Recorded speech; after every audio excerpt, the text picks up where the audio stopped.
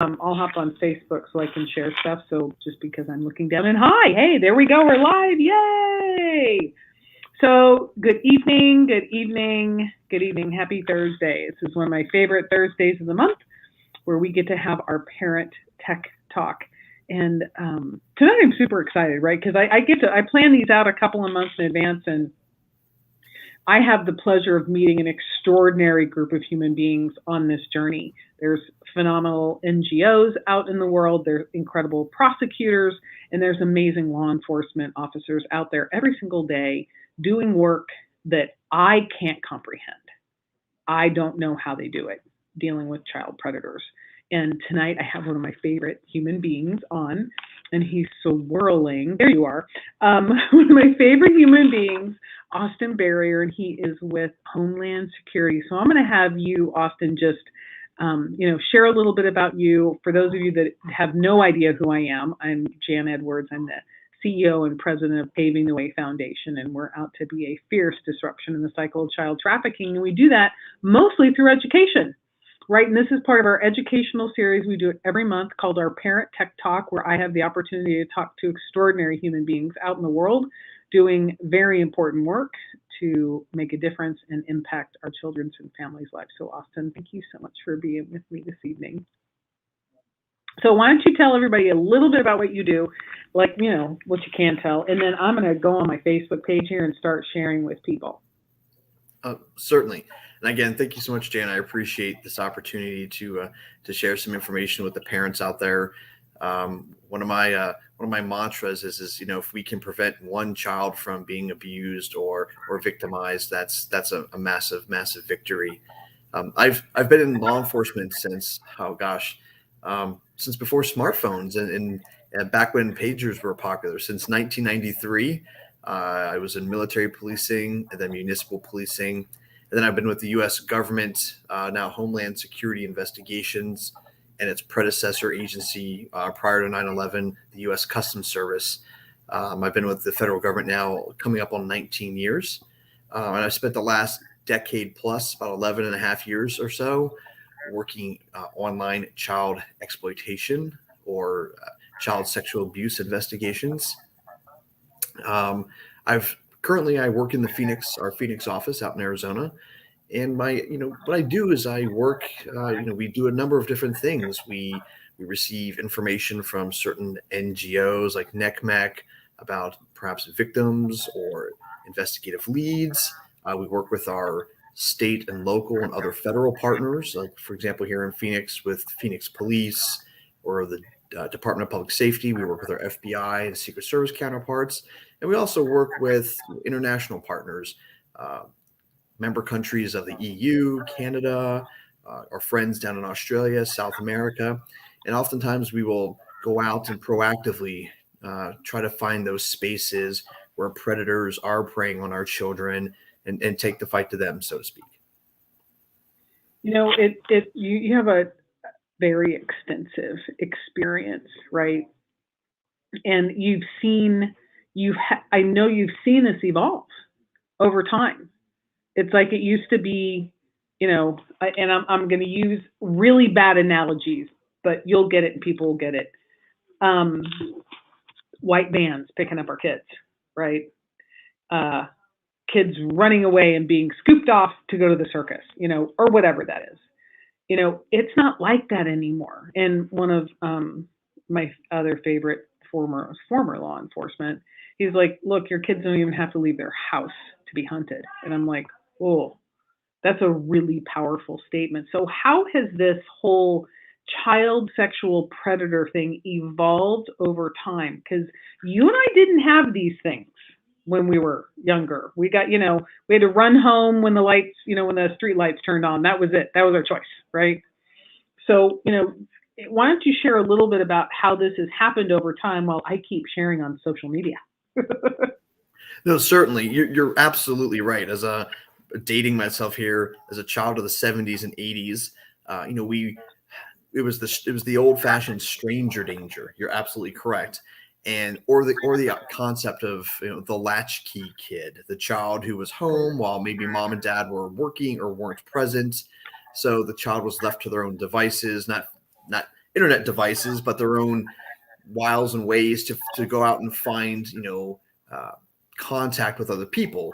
And, last century, hard to believe to say that, but again, when we were children, the idea was, you would go out and you would run with the wrong crowd.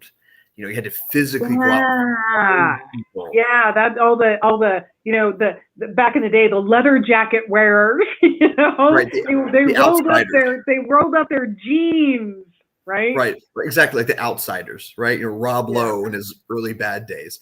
But nowadays, when I give education or when I give talks to parent groups, I often ask them, and it's kind of over the top when I do it, but I ask them, who has an interstellar communication device, and they look at me like I'm crazy, or who has I love that. I gotta type that in, the interstellar, Go ahead. communication device. Yeah.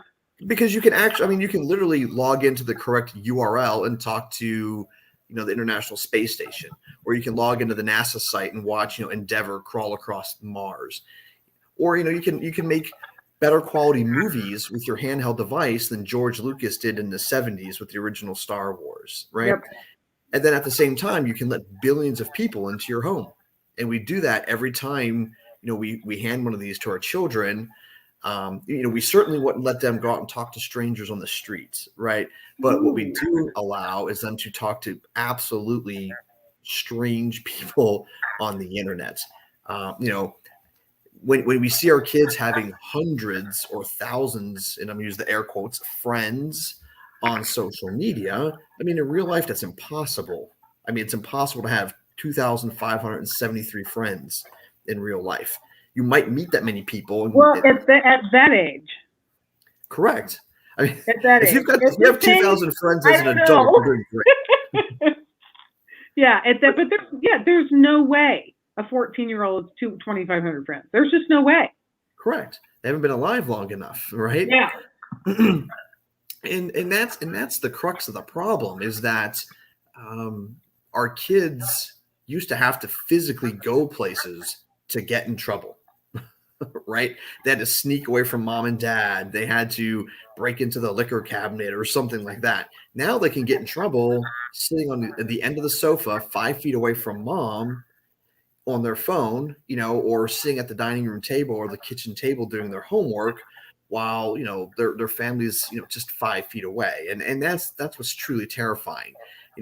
A lot of individuals, a lot of parents, I think adults, even the ones who've grown up with devices, just they presume that kids are doing what they're supposed to. And I always tell parents, think back when you were a preteen or a teen, and how you were interested in perhaps, the opposite sex, or just interested in somebody, and the risky behavior you did in person, right? And the difference is now that can be memorialized, and it can be sent around the world and shared, thousands or tens of thousands of people in moments, right?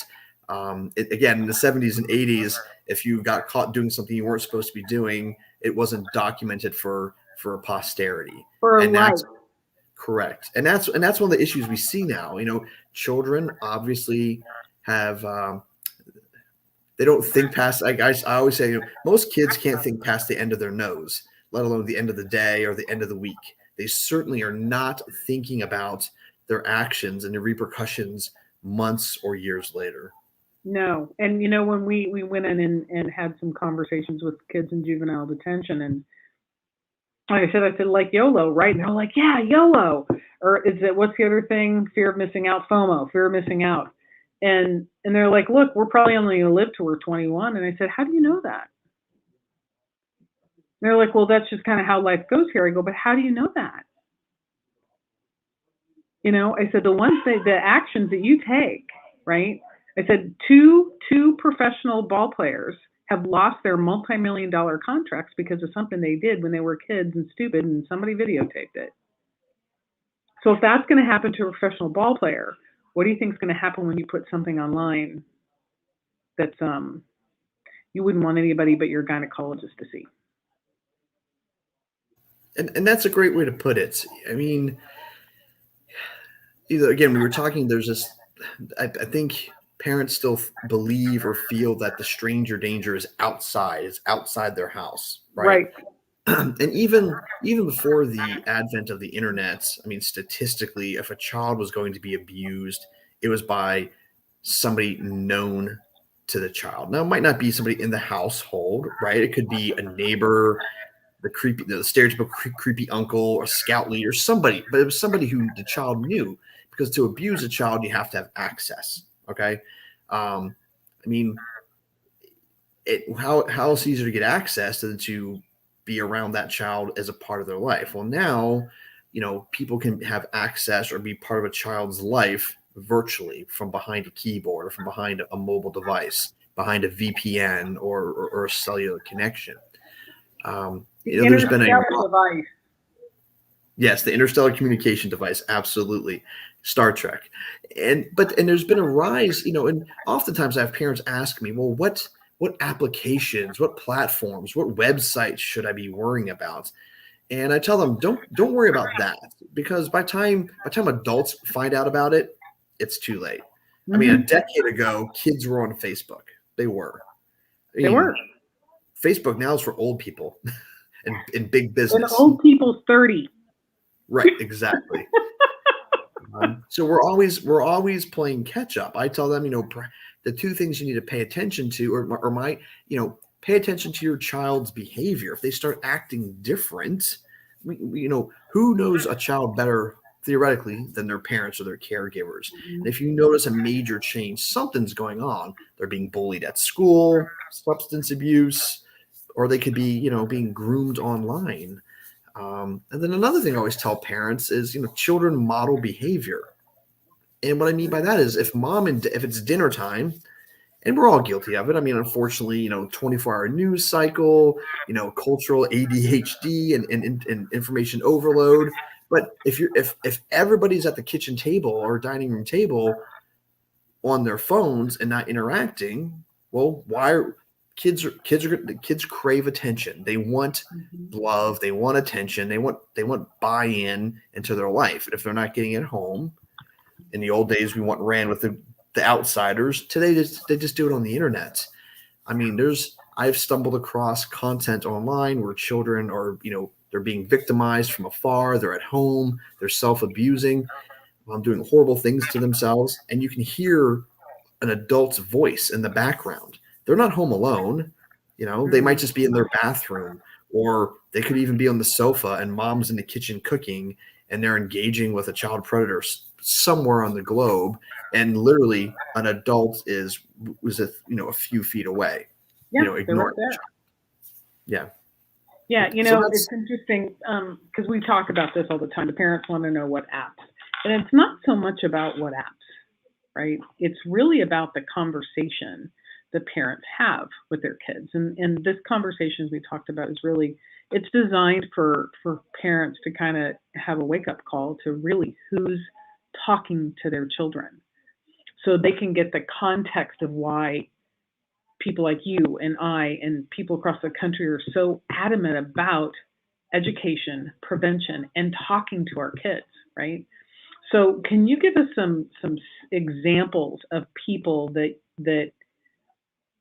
whether you can talk about a case or not, but it's the reality of who's behind the screen. I'm going to say, what do they look like, right? I'm going to put it in air quotes because it's really like I really want parents to get a sense of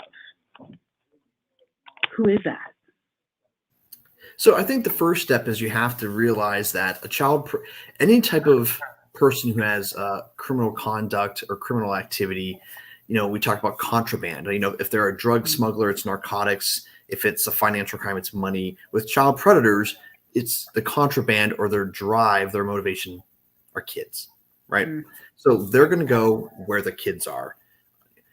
I've been doing this long enough, way in the Wayback Machine, when we were actually investigating child predators on platforms like Club Penguin, which was a mainstream Disney online game.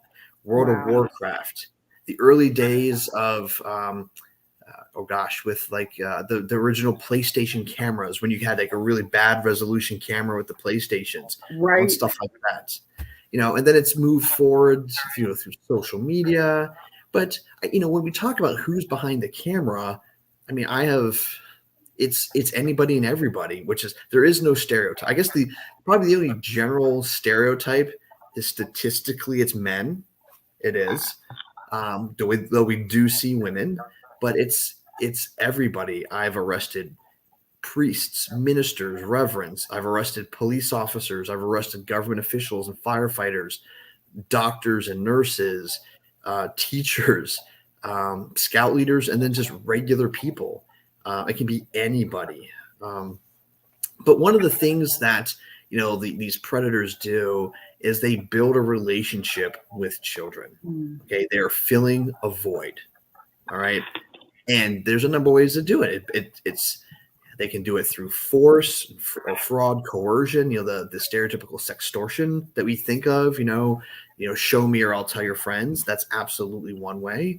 With really young kids, and when I say young kids, I have seen children in diapers, or training diapers, abusing themselves. We're talking 3-4-year-old children. If they're old enough, I mean, how many 4-year-olds can work a tablet now, right? Most of them.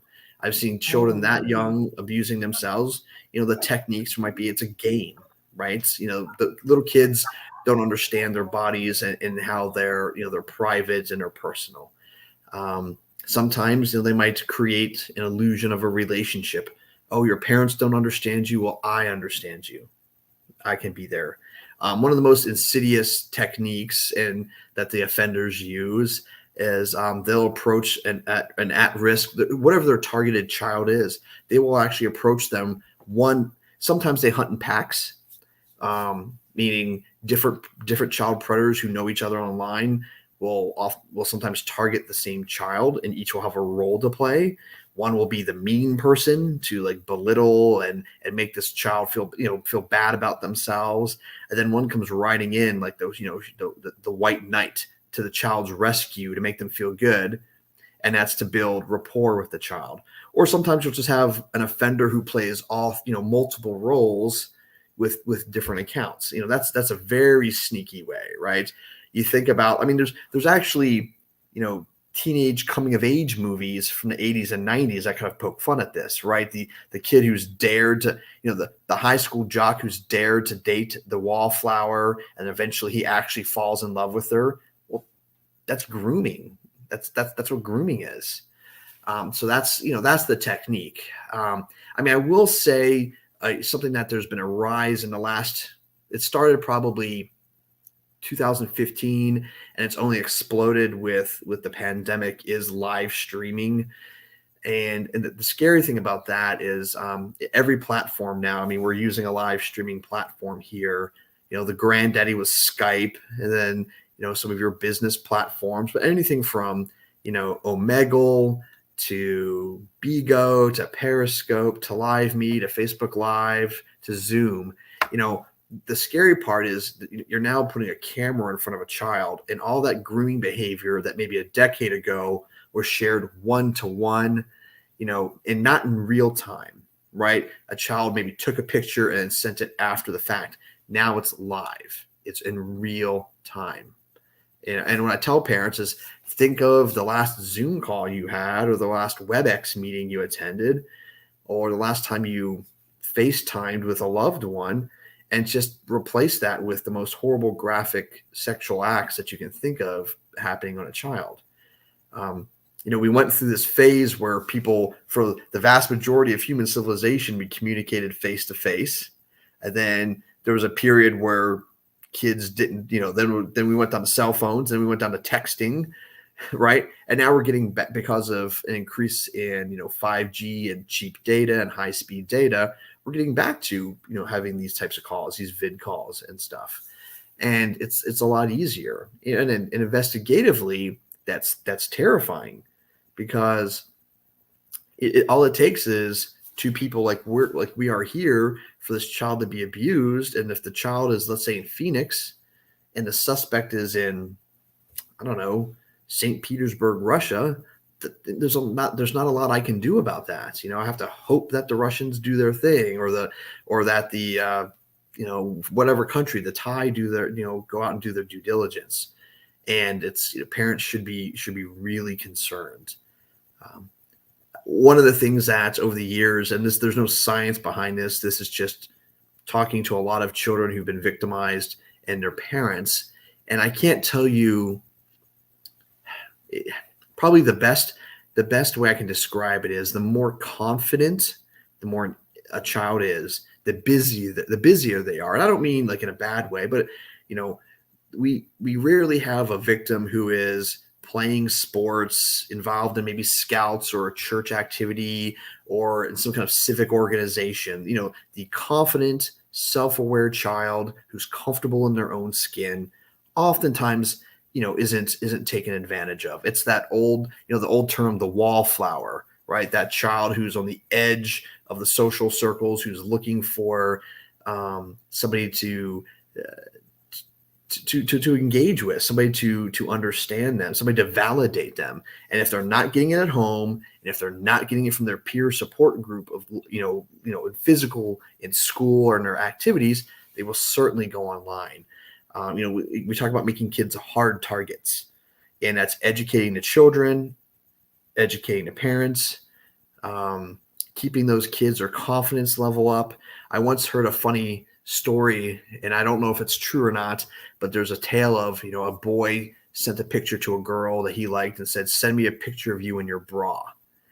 And what she responded was she put her bra on the bed and put her school picture in the bra and took a picture and sent it to him, because she was a very self-confident, very aware young lady. And she was like, I have too much self-respect, and that's another thing too, I think, is that whether it's right or wrong or somewhere in between, the accessibility of online pornography for kids at an early age, even though pornography is legal, adult pornography is desensitizing children and teaching them, I think, an unrealistic concept of their own personal sexuality. It's teaching kids, I think, that, especially young ladies, that their self-worth is tied to sex. And that's not healthy, right? Their self-worth is their self-worth. Well, self-worth, it's a bigger picture than that. But definitely, I think if parents are more engaged and not hovering, if you can put all the apps you want on your kid's phone and they're just going to go to their friend's house, right? Again, like when we were kids, don't drink dad's whiskey. Well, then you just topped it off with water and hoped he didn't catch it, right? Yeah, you went next door because they're whatever. So yeah, it's really interesting what you said about, active children and children being involved in the community. And I'm actually at a community location. It's called the Lab Orlando, and they've got 2 high school kids here interning with them during the week, and they just had a conversation about NFTs, and the kids were here and they got to be part of the conversation. And and I think engaging kids in the reality of it, because one of the things they said was so poignant. He said not all teachers, but most teachers don't know how to talk to us. And there's a couple that owns this space, and the husband, they go, "But you get us. You get what we're dealing with. You can talk to us in a way that we get it." And I think that's a piece that sometimes is missing, and I'm as guilty of it as any other parent, is I think that's a piece missing sometimes for parents is, how do I even start this conversation? How do I even begin with, oh, by the way, I was listening to this thing, so what are some tips that you can give parents tonight for them to start to kind of noodle around with? I'm going to put my parent toolkit in here too, but I really want to hear it from you, because you work with parents and kids. And I know for a fact, parents say, I had no idea, right? If I'd only known. So what are some things that parents can look for or look at or start the conversations so we have fewer families having to say that? Yeah, that's a great question. I mean, again, talking about when I was a kid, you had it was all fear-based. Blood flows red on the highway, reefer madness, and all this ridiculous stuff. And that doesn't work. I mean, it didn't work for us. It didn't work for the generations before us or after us. Kids just tune it out, right? And then conversely, even if you try to use humor, kids just they tend to feel uncomfortable, right, when mom and dad talk to those things, but luckily a lot of NGOs, non-government organizations, have realized that, not the government, right? We're very hidebound in the way we do things, but there's a lot of fantastic your organization. There's tons of organizations out there that have toolkits that are geared towards kids, and a lot of them are humor based. A lot of them are they're lighthearted. They're not about making people feel guilty. They're just saying, look, this is, if this happens, don't beat yourself up. Feel comfortable coming to somebody. One of the best videos I've ever seen. It was put out by an organization called the Canadian Center for Child Protection. So if you're old enough to recognize CCCP, like the old Soviet Union, but they're an NGO in Winnipeg, Canada. So the Canadian Center for Child Protection. They put out a video about 5 years ago that's still on YouTube, and you can Google the Canadian Center and then Google naked mole rat. And there's about this 3-minute video, and it's just completely off the wall, campy, ridiculous. And they went and did a study of Canadian children and said, how can we talk to you about this? And he said, make us laugh. Then you can kind of guess. I mean, the video says the next time somebody asks you to send a picture of something long and fleshy, instead of sending a picture of your man parts, send a picture of a naked mole rat. And it does. It's absolutely comical. I mean, I probably watch it once a month just to get a good laugh. And the kids loved it, right? They were sharing it. They had a couple years there where they were handing out buttons with little naked mole rats on it. The kids loved it. They all watched it. And then the kids actually paid attention to it, right? So a lot of the organizations that are coming out nowadays, or that are putting out videos, that's how they are. They're geared towards the kids. So what I tell the parents is, if you're concerned, I mean, start young too. I mean, if you're having this conversation with a 13-year-old, it's too late. You're done. I mean, now if this is the first time you're hearing of it, you should definitely have some kind of conversation. But start teaching children as once they start being potty trained, and they start learning, they start discovering that boys and girls have different parts. That's a good time to start teaching them that their parts are theirs. I mean, my youngest talks, he's 9, but even when he was little, he would talk about the no square, right? They hear that. And that's perfectly fine to do that. As the child gets older, you can become perhaps more, I won't say, not that you were dishonest, but perhaps more in depth with your conversations. But seek out some of these organizations. A number of, like, again, your organization, Child Rescue Coalition, which is also there in Florida, has excellent videos. Thorn, which is Ashton Kutcher's organization, has a great toolkit. Right. And didn't you say you just got some data from them? And by the way, I posted the naked mole rat link in here. So Good. It's funny. I love it. I've shown it to my kids. Yes, they laugh. Yeah. So you said Thorn had some really interesting data, and I would love for you to share that. So yeah. So they actually put out a people learn facts and stories, right? So if you could share some of those facts that you said you just got, and then I would really like to hear, if whether it's a case or former case, whatever, like, really, this is what happened. This is what we did. This is what the parents did, and we got the kid, right? We got to recover the child. And then I also, there's children that aren't recovered, so, or not the way we want them to be. So, there's a stark reality to this that you and I are both very straight shooters, and people that know me and listen know that is, I don't want to sugarcoat it. This is real. Our children's lives are at stake. This is a real pandemic, right? This is an epidemic level online child pornography. This is really happening. And, we want people to understand. So. Yes. So, right. We're talking about I apologize. I'm looking down. I'm looking at the report here. So 3 days ago, Thorn released a study, and this was, it's not like a big double blind study or anything crazy like that. It's more of a survey that they put out to children, of a wide variety of cross socioeconomic groups, different genders and ethnicities and stuff. But some of they were focusing on kids aged 9 to 17. Okay, so 9's pretty young, right? That's fourth grade. Okay, so and they compared. It was 2019 and 2020. That were the two data points, the 2 years they were looking at. And obviously 2020, the pandemic hit, and that actually has a significant impact, right? Kids are home alone, and kids are being force fed how to operate live streaming and other technologies.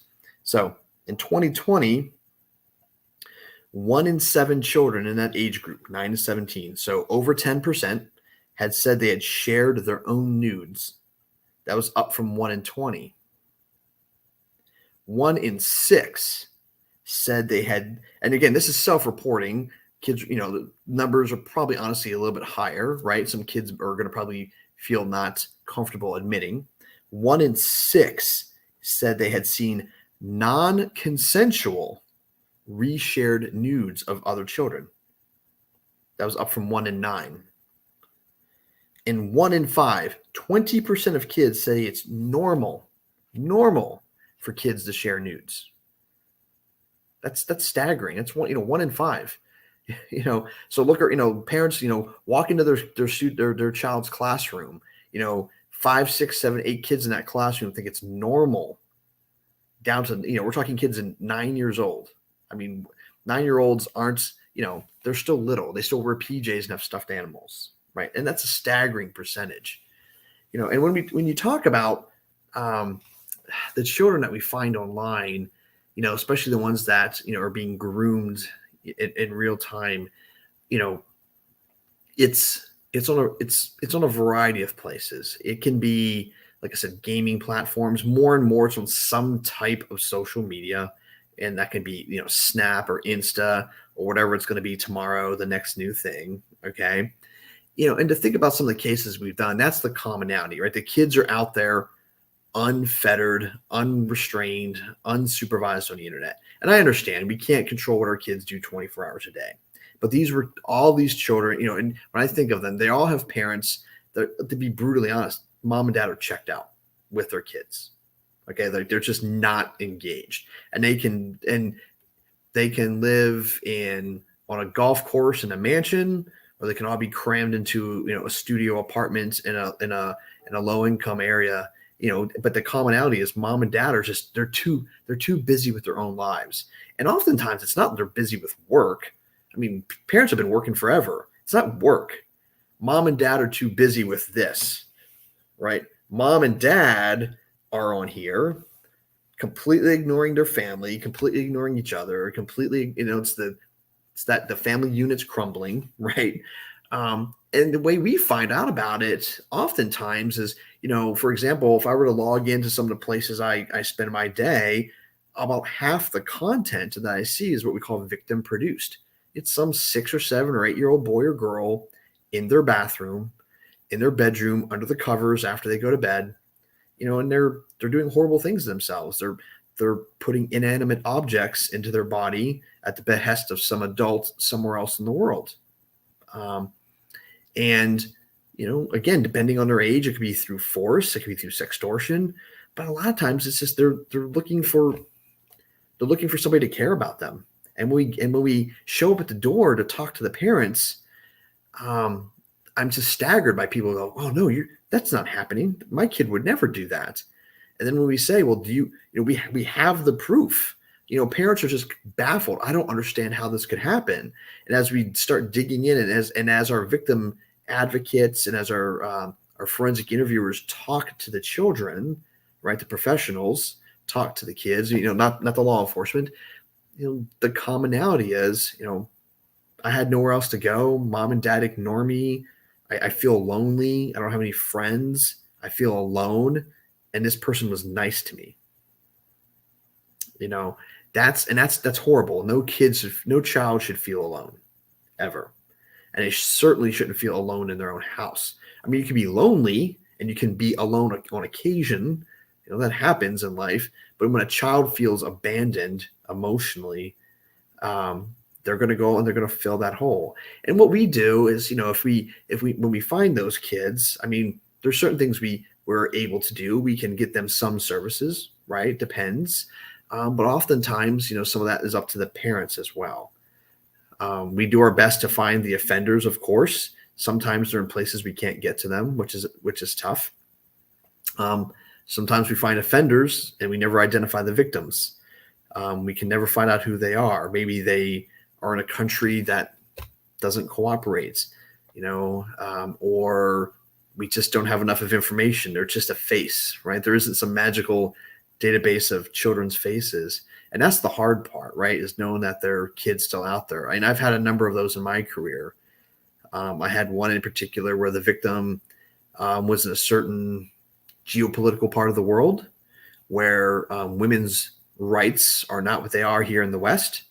And even though she was a young girl, single digits, being coerced into abusing herself, she lived in a culture where she probably would have been horribly punished, even though she was only 8 or 9 years old. And that was a tough pill to swallow. What do I do there? Do we reach out to this country and tell them, and then something horrible happens to her? That's the hard part. We do our best to find all the kids, but sometimes we can't. But that's, I think, again, I want to reiterate with the parents, just ask your kids questions. Yeah. Yeah. Like literally have a conversation. I was thinking about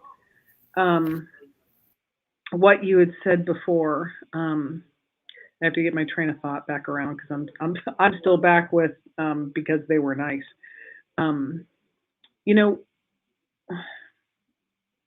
It's a really interesting environment we're all in right now, right? Just a very interesting environment. And I said, look, everybody's like an upset waiting to happen, quite frankly, cut the wrong person off and all of that. But, there's ways that we can begin the conversations and have these conversations with our kids. Stories is one of them. Facts is another. We've given some facts. So do you have a case or two that you can share? I know there's the case that, I know you're working on. It's a live case about a little girl who's been missing for 2 years, right there in Glendale.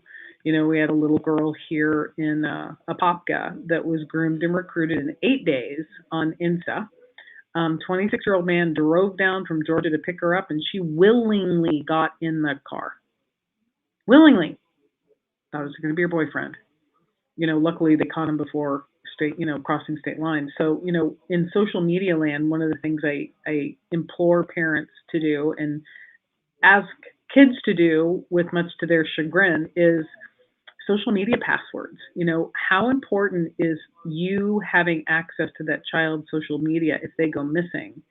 If I'm the parent and I have the passwords, you've got access far quicker than if you actually have to dive into their, laptop or their phone to get that information. So can you kind of expand a little bit on that?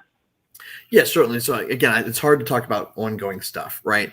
But you're absolutely right with how, these kids, people are baffled. Well, why did the child get in the car with this stranger? Well, by the time that happens, the child doesn't consider them a stranger. Now, it might be only 8 days, or it could be 6 weeks. Maybe the child is, in the system, so to speak. But in that kid's mind, that person is not a stranger. I am not aware. I mean, kidnappings absolutely happen. And when they do, they're all over the news, right? When a child is snatched off of the street, kidnapped, like that, when we think of Liam Neeson and Taken, right? When that happens, the local society, the local jurisdiction, as it should, everybody, every cop in the neighborhood jumps on that, right? It's out, parents are looking, people go get shoulder to shoulder and walk through the woods. But that's not the most common way, right? Because society mobilizes and society has plans for that. It's that, again, it's the insidiousness of, like you said, the girl down there. I imagine if at some point if and when it comes out, or they can talk about it, when you get into her conversations with this individual, she considered him a friend or a lover or a boyfriend, like you said. There's a romantic attachment. There's that old song, looking for love in all the wrong places. I mean, that's what these kids are doing, right? And when you talk about, I mean, gosh, how to prepare a parent for that is tough. I mean, what the predators are doing is they're literally using the same techniques to like it's almost like a date, right? If you want to ask somebody out on a date, if there's a girl or boy that's somebody or somebody that you're interested in, you don't walk up and beat your chest and I mean, little kids do, right? You put the frog in a pocket or something silly, but let's be realistic. I mean, you're nice. You put your best foot forward. We had an instance here, and this is what I can talk about. Gosh, it's been probably almost 10 years ago now. So we had the suspect was a failed to launch, loser. I mean, he was in his 40s. He literally was sleeping on his buddy's sofa. He was a handyman. And when I say not even a professional handyman, he had an old beat up pickup truck. And he, today he's painting, tomorrow he's cutting grass, and the next day he's cleaning a pool. I mean, he was subsistence living, but he had the gift of gab. He had a good line. He could BS with the best of them, because on the internet, who can you be? Anyone, right? And he was talking to, they were a set of twins, and I think at the time they were 12 or 13, and he was talking to one of them. And he convinced her to literally, I mean, that's just to skip school and meet him.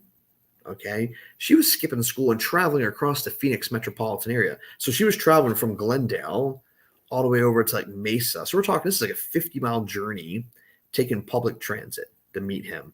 And they were having full on intercourse, full on sex in his little beater pickup truck. And he had told her, I'm a wealthy guy. I've got a plane. I'm going to do all these great things. And he would buy her little trinkets. But as a kid, it never dawned on her, if he's so rich, why is he driving a 20-year-old Datsun? And, to show his love for her, he actually got her name tattooed on her chest, on his chest. See, and this is how much I love you. I put your name on me. And we had stumbled into him through something separate. And once we got into him, we found out we came across this information, and he was actually arrested and out on bond on a ankle bracelet, and had traveled to her school and was trying to convince her to run away with him while he was out on bond awaiting trial. Right? He had made his bond. Luckily, I mean, he was handed a significant jail sentence. If and when he gets out, he'll be far too old to be of a threat to anybody. But she was a twin. Her sister had noticed a change in her behavior. She had become withdrawn. They were always the girls were pretty fitness minded, and she was letting herself go. Her self-esteem was plummeting. She was feeling, she was conflicted. Her feelings for him were in conflict with what she knew was right and wrong. It caused her parents ended up getting a divorce from the massive stress, that it brought on the family. I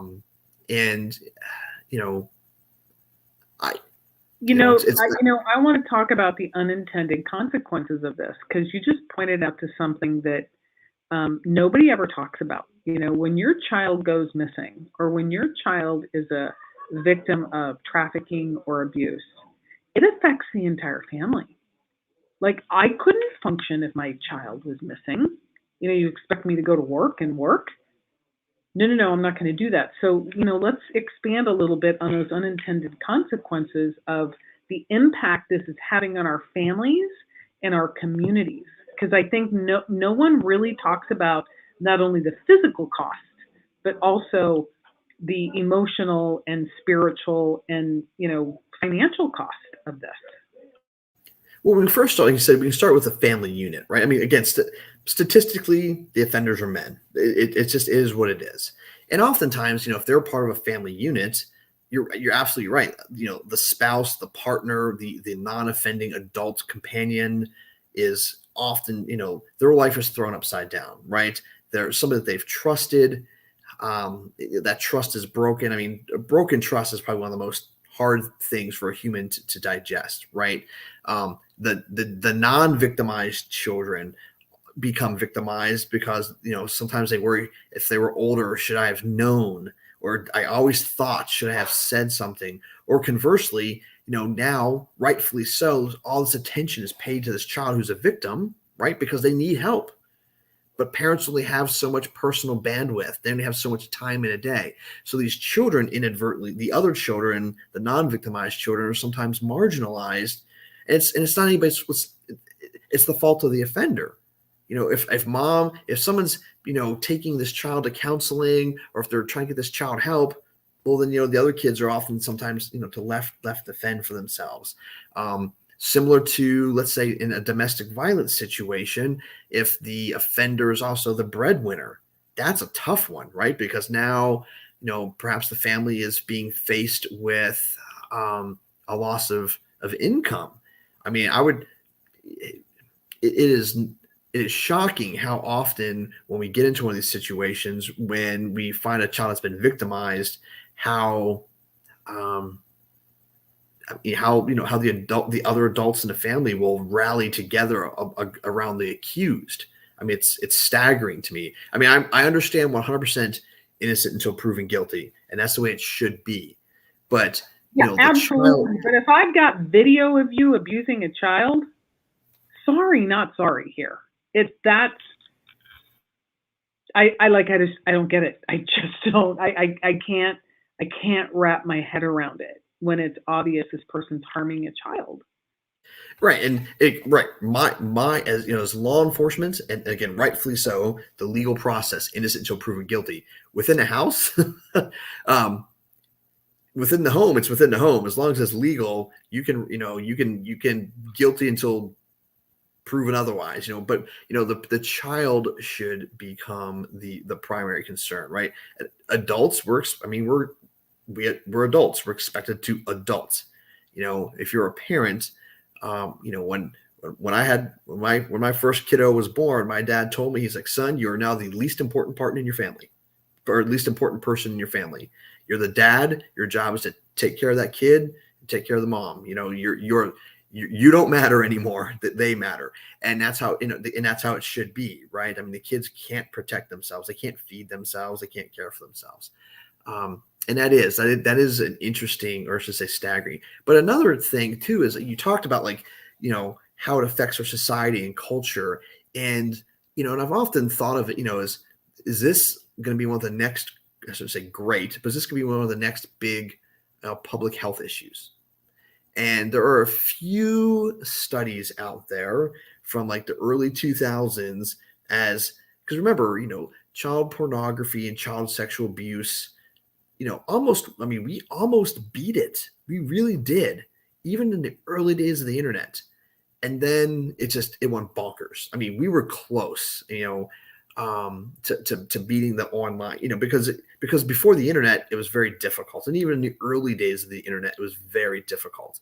And then it just went nuts. And as more, if we're talking that, 10% of the kids on the planet are sending nudes, that's a staggering amount of children that are looking at potential mental health and spiritual and emotional health down the road. Are they going to be medicated? Are they going to need counseling? Whatever. But that's a staggering number. And is that it's PTSD, right? If soldiers coming back from conflict are struggling, if first responders are struggling with vicarious trauma, well, if a child's been abused either in real time or has had that trust broken and been manipulated to self-abuse, that's going to be with them forever, right? I mean, if a child is physically abused, like the old-fashioned, just, getting whipped type, getting smacked around when they're young, well, and that can follow them for the rest of their life. If a child has been then tricked into doing horrible, harmful things to themselves. And when we talk about that too, I think another thing that I want parents to understand, especially, is when we talk about child sexual abuse and when we talk about child pornography, or the newer term that we're trying to go with, which is child sexual abuse material, okay, is that this is not, little Susie or little Johnny, 3 years old, splashing naked in the bathtub. It's not the old copper tone baby with a bare bum. Think of the most graphic, horrific, pornographic, degrading sex act you can think of, and then have it be a 5-year-old, or a 9-year-old. I've seen grown men defecate on infants. I have seen people drug children to make them compliant, so they don't fight. I had an investigation where the offender, who was a contact offender, normally drugged the victim and would have other individuals come over and they would sexually abuse the victim. And one time they didn't have the narcotics to drug the child, so they hung the child by the neck until the child passed out. And then they sexually abused the child. I mean, evil exists. Yeah. Trigger warning. Sorry, I apologize. For me, unfortunately, this becomes all too common.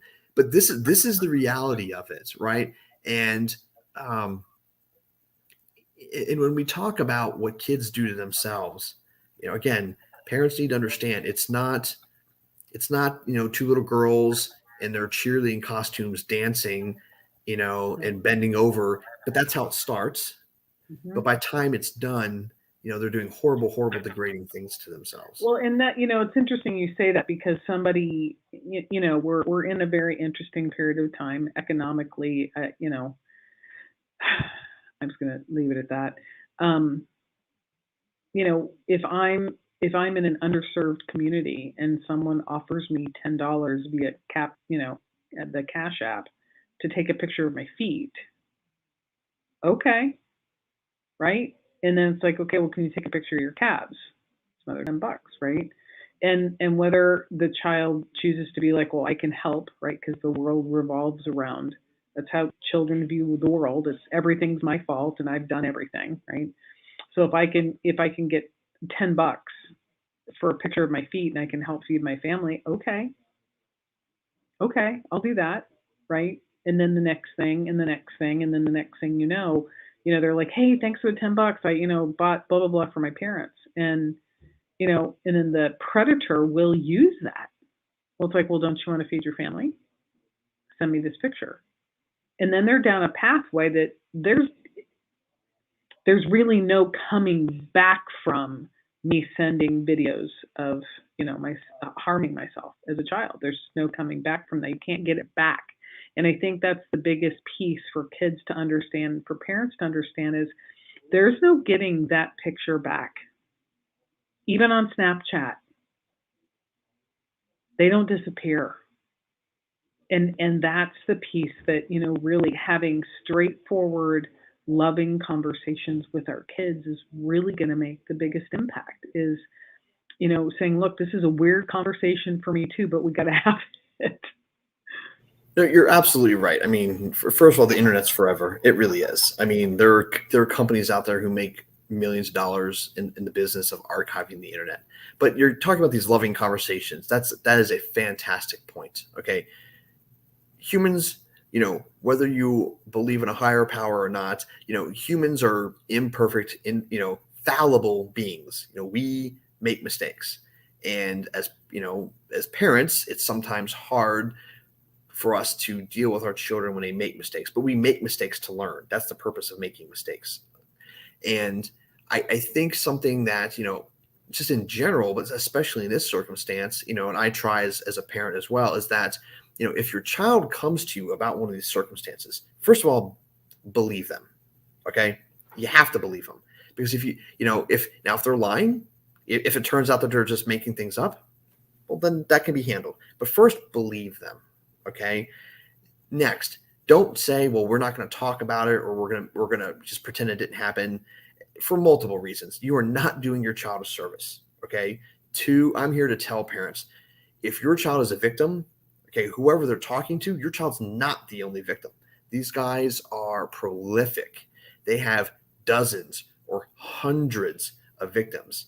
And there's kids all around the world perhaps are just waiting and hoping that somebody is brave enough to come forward. And if your child is that child that comes forward and says, I'm talking to this guy and this is what's going on, you're not just saving your kid's life, you're saving the lives of children that you will never even know exist. You know, you're getting some plus, you're getting some check marks in the good box there if you're doing this. You know, and support your kids. You know, I also tell them, you know, call the police. Do not go on and tell the offender, I'm her dad and I'm going to come kick your butt. Just stop. Call the cops. Call Homeland Security. Call the FBI. Call the Secret Service. You know, call the Salvation Army. Call somebody with a badge to come to the house, and you can do it professionally, right? Because these guys are also very good at covering their tracks and going away and disappearing. You know, and do it immediately. Maybe it's the school resource officer, maybe it's a patrol officer. And if you do, you know, if you're not getting the satisfaction with that law enforcement agency, call another one. You know, if the town cops are ignoring you, call the county cops, then call the state cops. And, you know, and every state has an HSI office or an FBI office. Call us, you know, or call the National Center for Missing and Exploited Children. There are a million people you can call. Okay. And conversely, if you are aware of another child, if a child confides in you that's not yours, okay. And I know a lot of parents or people are like, well, I don't want to be involved, or I don't want to get involved. The best way to not get involved is call the police. A child came to me, said X, Y, and Z. It sounds like it's illegal, so I called the police. Then you're not involved. But you've done your diligence as a parent, right? You're protecting yourself from, you know, liability of, you know, not reporting, but you're doing the right thing. Let the police let us do what we do. Okay. But I think believing your kid, not getting mad at them, it's not your child's fault. It's not the fault of the child, right? If they're not old enough to consent, if they're not old enough to know better. I mean, what do we say? The frontal lobe isn't developed to the mid-20s, you know, or if you're a guy, maybe the mid-30s or 40s, right? But, you know, a 9 or 10-year-old kid has no concept that what they're doing. I mean, my 9-year-old occasionally jumps out of the shower at 9 and runs around naked thinking it's funny, and, you know, because that's what little kids do, right? You know, they don't understand it, but adults do, and they'll take advantage. So parents, please listen to your kids, you know, believe them. Call the police. You know, if they say something happened at school, don't call the principal. Nothing against principals, but they're not law enforcement. That's not their job. Their job is to be a principal, right? Don't call the scout leader. Don't call the preacher. You know, don't call the person who's the alleged offender, because you're letting them know that you're onto them. Call the police. Dial 911, right? Call your local law enforcement agency. Those are, I typed all those points in because I think they're super, super important. And I think, you know, this is real. It's happening. We're not making this up. You see it on the daily. And I think probably the most important piece that you pointed to was, you know, yep, it's difficult to talk about for sure. But by having your child come forward and calling the police, you're potentially saving hundreds, if not thousands, of other lives. And I think that's, you know, probably one of the most important pieces we can leave people with is if you see something, I don't want you to say something, I want you to do something. Pick up the darn phone and call local law enforcement. That's just what there is to do. There's been several cases here where, you know, because clearly I'm all over social media, they're, you know, it's like, hey, Jan, my niece is missing. Can you help? I'm like, well, I don't do this. Have you done this? Have you done that? Have you, you know, and they haven't. They don't have the social media passwords. They haven't called NCMEC yet. They might have called the local police and gotten a, you know, and unfortunately with runaway children, it's a runaway case. Well, you don't know that. You don't know that. You don't know. And she might have been groomed. There's a group out of Missouri that does training, and they do surveys at the end of their training. And I'm going to get the percentage wrong. It was high. I'm going to say like 50, 60% of the kids went and met a stranger that they met online out in real life. You know, I think one way to articulate the thing with the runaway, and I'll admit it's been a long time since I was a beat cop working those types of cases, and it's been almost 20 years, right? But if a child, if I was a parent, the way I would articulate is this: if my child cannot legally consent, they can't legally consent to sex, in your state, they might not be able to legally consent to opening a bank account, getting a credit card. You know, we kids have to be a certain age to open a bank account, right? They have to be a certain age to consent to entering into financial agreements. Well, then they aren't old enough to consent to leaving with somebody. You know, articulate it that way. Again, law enforcement, unfortunately. You know what? That's really, really great.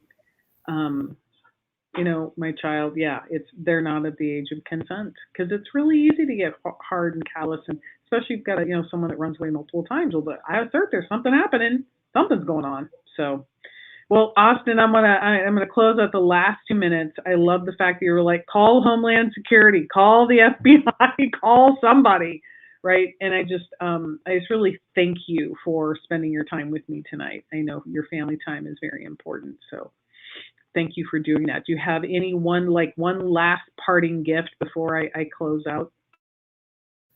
Again, I am on LinkedIn. If somebody finds me, if they want to reach out, they have questions. If there's anybody listening, Austin Barrier on LinkedIn. My profile, it says Homeland Security Investigations. They can find me there, and they can message me through LinkedIn if they have any questions, or if they need any information or want any follow up on some of these organizations. There's lots of great studies out there I can point them to if that would be helpful. Awesome. So our parent tech talk for the month, really who's talking to your kids behind the screens, and most importantly, what you as a parent can do. I'm Jan Edwards with Paving the Way Foundation. I want to thank each and every one of you that were with me tonight. Thanks, Matt Morgan, for being for the comment and knowing that you were on watching. I appreciate your continued support of what we do in the organization and out in the world. And for the rest of you, we're going to skip Parent Tech Talk, I think maybe for next month. I'm not sure. I'll let you know. And don't forget, blue lights. Get your blue lights, put them in your front porch for Saturday night, lights on for children. Super simple. Go buy a blue light bulb, put it in your porch light. At dusk on the 20th, turn it on, take a picture and share it on social media with lights on for children, because we want to light up the night. We want to shine a light in the darkness of child exploitation, because that's a great, easy way to start a conversation. So y'all have a great night. Thanks for being with us. Thanks, Austin. I truly appreciate it. And my pleasure. Thank you so much. Yeah, may you all have a joyous holiday next week. Bye.